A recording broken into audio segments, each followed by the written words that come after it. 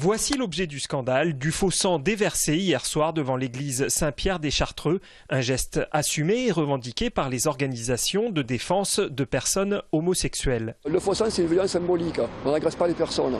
C'est juste une violence symbolique, c'est pour rappeler qu'il y a des personnes homosexuelles en France et par le monde qui sont toujours attaquées, qui sont frappées, qui sont tuées de par leur orientation sexuelle.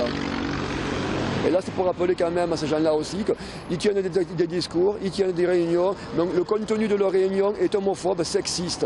Le débat sur le mariage gay, qui aurait dû durer un mois ou deux, pas plus, cette durée a permis à légitimer un peu cette parole. Pour Guy Molinier, la pastorale étudiante a largement contribué à l'organisation des manifs pour tous. Il dénonce également la venue hier d'associations comme Alliance Vita, clairement homophobe selon lui.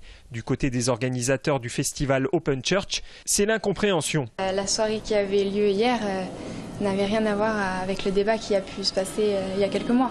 Parce qu'on a parlé de la dignité de la personne humaine, on a parlé de la paix, on a parlé de l'écologie. Les portes étaient ouvertes, on était prêt à accueillir un peu tout le monde. Là, c'était une conférence, donc voilà, on voit ces gars arriver et hurler. C'est un peu choquant. Ouais. On a une bande de 15 jeunes qui sont débarqués, masqués, et qui s'en sont pris à notre église. Et moi, je me sens touché, effectivement. Je pardonne à ces gens, parce que pour moi, ils ne savent pas ce qu'ils font. Pour moi, il y a un manque de débat, il y a un manque de dialogue, et c'est ça ce qu'on veut créer. Et oui, je suis blessé. L'affaire est rapidement devenue politique. Le président des jeunes UMP s'est fendu d'un tweet où il traite les militants d'Act Up de racailles, terme qu'il trouve même encore en deçà de la réalité. Oh, je pense que c'est pas assez fort. Et c'est faire un affront aux racailles. Je trouve que puis ils sont pas à leur premier coup d'essai.